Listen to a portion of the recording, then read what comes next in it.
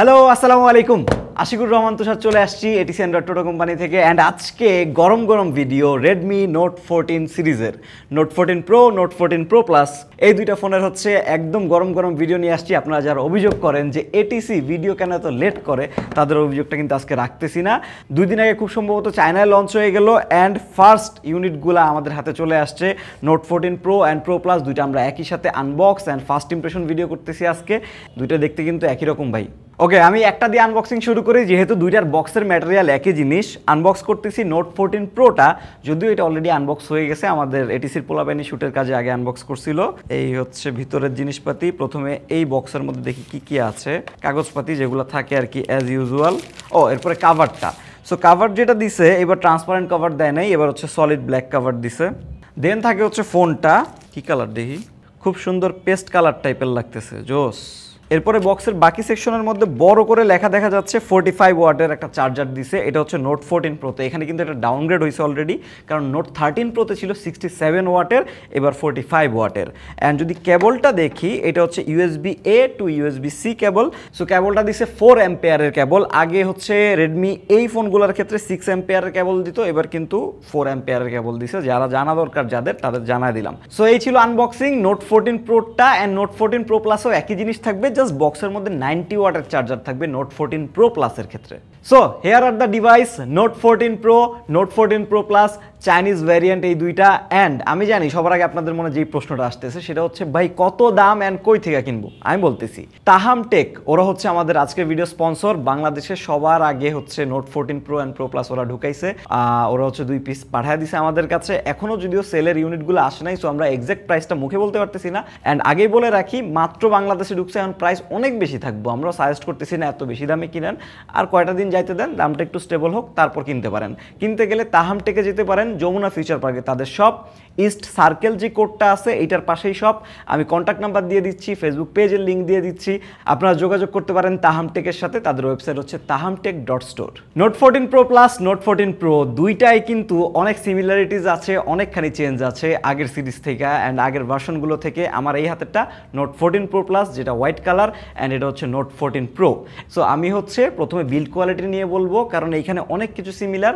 দেন display নিয়ে বলবো, কারণ এই দুইটাতেই অনেকখানি সিমিলারিটিস আছে। দেন হচ্ছে আমি ডিভাইস ওয়াইজ আলাদা হয়ে যাব, এটা নিয়ে একটু কথা বলবো, এটা নিয়ে একটু কথা বলবো। ওকে, চাইনিজ ভার্সনেও ওরা হচ্ছে গুগল সার্ভিস দিয়ে রাখছে, মানে আপনি এই ফোনগুলোতে চাইনিজ ভ্যারিয়েন্ট হলেও গুগলের সার্ভিস ইউজ করতে পারবেন।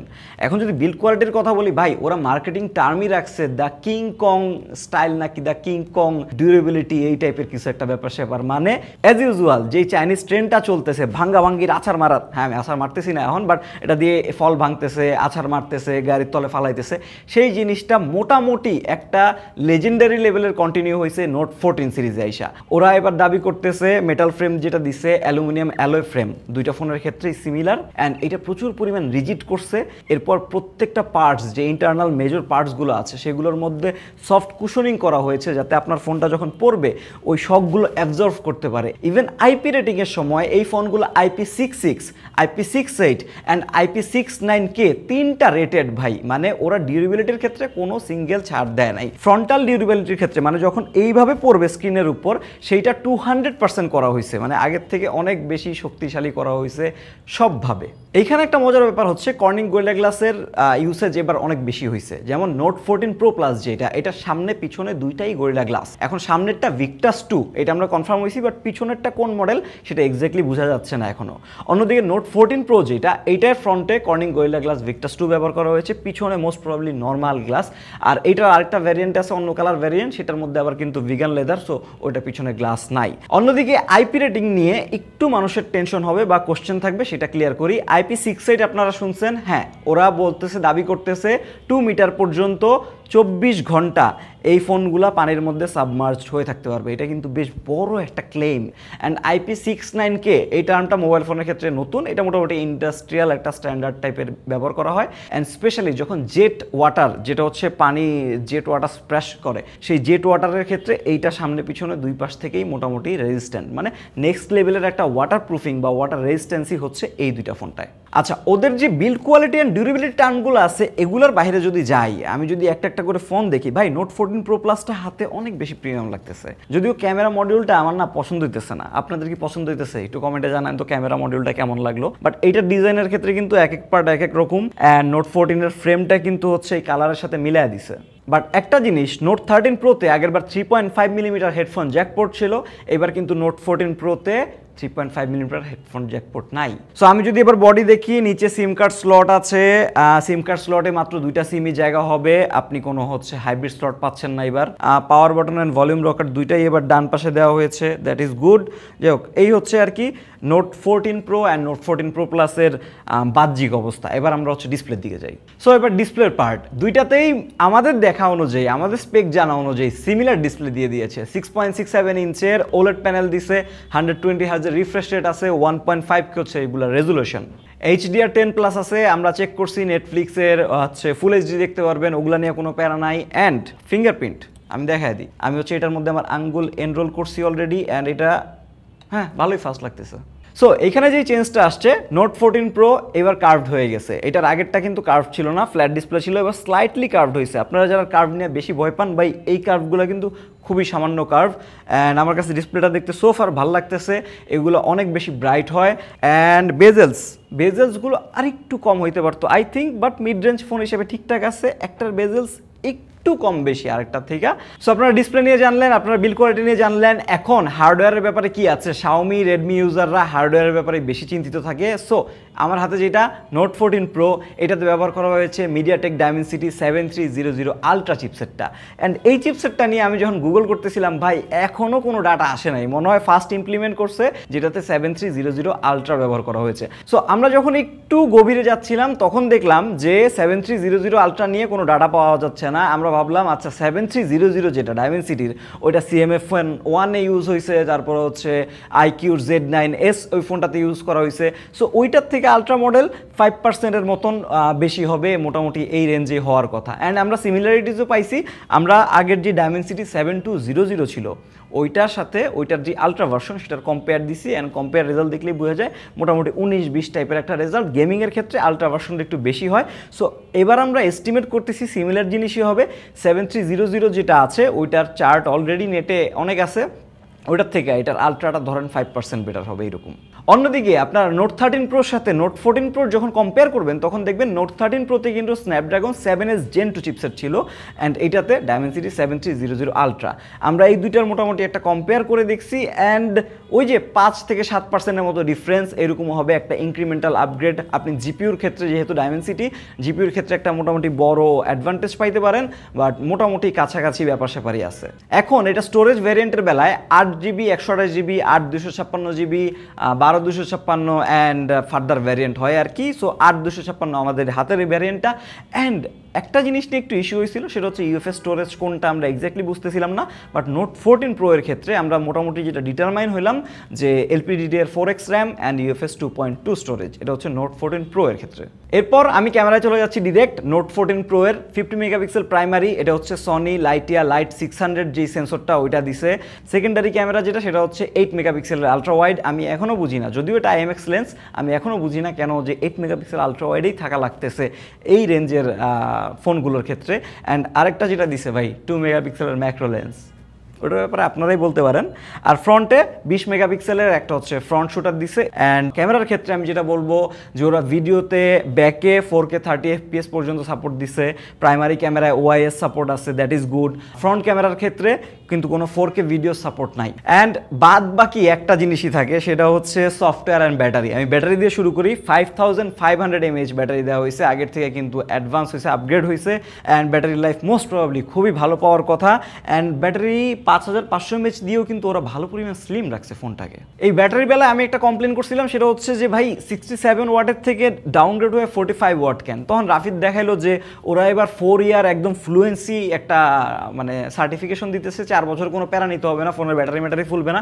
তখন ওদের হচ্ছে ওই যে চার্জিং স্পিডটা কমান লাগতেছে, ওরা দাবি করতেছে যাতে ফোনটা হিট আপ না হয়, হিট আপ হলে লং টাইমে অনেক বেশি এফেক্ট করে, এই জন্য 45 ওয়াটের দিছে। এটা ওদের দাবি, আমি আপনাদের জানাইলাম ভাই, আমি কোনোভাবে ডিফেন্ড করতেছি না। আরেকটা জিনিস যেটা যেটা নিয়ে হচ্ছে আমাদের কোশ্চেন উঠছে ফোনটা হাতে পাই, সেটা হচ্ছে Dimensity 7300 Ultra, যেটা এটার মধ্যে ব্যবহার করা হয়েছে। অনেকে ভাবতে পারে যে 7200 Ultra থেকে এটা পাওয়ারফুল না, এটা পাওয়ারফুল না। এখানে মিডিয়াটেকের নাম্বার গেমটা একটু problematic. 7200 better, 7200 Ultra better 7300 and 7300 Ultra থেকে। অ্যান্ড সফটওয়্যার পার্টটা মোটামুটি বাদই পড়ে যাচ্ছিল, যেই কারণে মানুষ Xiaomi কিনে না। Android 14 দিয়ে আসছে, HyperOS ইনবিল্ট, গুগল সার্ভিস পাচ্ছেন, প্লে স্টোর সাপোর্টেড, আর কোনো প্যারা নাই। অ্যান্ড এটা কিন্তু চাইনিজ ভ্যারিয়েন্ট। যারা আমার মতন ফোন নিয়ে বেশি এখন মাথা ব্যথা করতে চান না, তারা চাইনিজ ভ্যারিয়েন্ট একটু অ্যাভয়েড করা সাজেশন দিয়ে আমি নোট 14 প্রো প্লাস যেটা আছে সেটার দিকে চলে যাচ্ছি। ওকে, সো নোট 14 প্রো প্লাসে চলে আসছি আমরা। অ্যান্ড এই জিনিসটার ওদের মার্কেটিংটা আমি হচ্ছে ব্যাটারি কিং, ব্যাটারি মনস্টার টাইপের। কারণ কি জানেন ভাই, ভিতরে 6200 mAh ব্যাটারি দিছে। আমি দেখা মানে একটু চিলিক মেরে উঠছিল বুকের ভিতরে। 6200 mAh ব্যাটারি স্টিল কিন্তু অনেক স্লিম রাখতে পারছে, কারণ এটা সিলিকন কার্বন ব্যাটারি। অ্যান্ড এই কারণে হচ্ছে মানে ক্যাপাসিটি বেশি, জায়গা হচ্ছে কম, মানে সাইজ ছোট। হ্যাঁ, অ্যাকচুয়ালি কিন্তু ডিভাইসটা দেখতে অনেক প্রিমিয়াম লাগে নোট 14 প্রো প্লাসটা। আমার কাছে এই ব্যাপারটা ভালো লাগছে। বডির কথাবার্তা, ডিসপ্লের কথাবার্তা তো আমি আগেই বলছি। এটা চিপসেট নিয়ে স্ন্যাপড্রাগন 7S Gen 3 চিপসেট ব্যবহার করা হয়েছে। এইটাও নতুন চিপসেট, এইটারও ডাটা পাইতে ভাই অনেক কষ্ট হয়ে গেছে। আমরা এই ফোনটার আগের যে ফোনটা ছিল নোট 13 প্রো প্লাস, সেই প্রো প্লাসে ছিল হচ্ছে Dimensity 7200 Ultra চিপসেটটা। অ্যান্ড র্যাম রমের ক্ষেত্রে এটা শুরু হচ্ছে 12256 দিয়ে, দ্যাট ইজ গুড। 12512 আছে, 16GB র্যাম ভ্যারিয়েন্ট আছে। বাট এইখানে একটু ক্যাচাল লাগছে, কারণ এইটার ইউএফএস স্টোরেজ টাইপ দেখা যাচ্ছে দুইটা, কোনোটাই UFS 2.2, কোনোটাই UFS 3.1, এমন তথ্য পাওয়া যাচ্ছে। এখনও 100% ভেরিফাইড না। সো মোস্ট প্রবাবলি অ্যাসিউম করা হচ্ছে যেটা বেস ভেরিয়েন্ট মানে 12256, মোস্ট প্রবাবলি ওইটাই UFS 2.2 হইতে পারে চাইনিজ ভ্যারিয়েন্টের ক্ষেত্রে, অ্যান্ড অন্যগুলো 3.1 হইতে পারে চাইনিজগুলোর ক্ষেত্রে। সো এইগুলো এখন পর্যন্ত হইতে পারে, কোনোটাই শিওর হওয়া যাচ্ছে না। সো নোট 14 প্রো প্লাসের ক্যামেরা সেটআপটা কিন্তু অনেক ইন্টারেস্টিং। এখানে হচ্ছে একটা টেলিফটো লেন্স অ্যাড করছে, that is super good. 50 megapixel primary এখানে, এটা হচ্ছে সনি ওই যে লাইট হান্টার 800 যেই ওই সেন্সরটা ব্যবহার করা হয়েছে নোট 14 প্রো প্লাসের ক্ষেত্রে। অ্যান্ড একটা 50 মেগাপিক্সেলের হচ্ছে টেলিফটো লেন্স আছে, যেটা 2.5x জুম করে। অ্যান্ড আমরা মাত্র ট্রাই করে দেখছি 2.5x এ পোর্ট্রেট তুলতেছে এই জিনিসটা। সো আপনি 2.5x এর পোর্ট্রেট পাবেন। এরপর যে থার্ড লেন্সটা, সেই থার্ড লেন্সটা হচ্ছে 8 মেগাপিক্সেল আলট্রা ওয়াইড, যেটা নোট 14 প্রোতে দেখছিলাম আমরা, ওই সেম জিনিসটাই মনে হয়। এই হচ্ছে 3 camera setup. On the other hand ফ্রন্টে কিন্তু সেই 20 মেগাপিক্সেলই আছে, যেটা নোট 14 প্রোতে ছিল।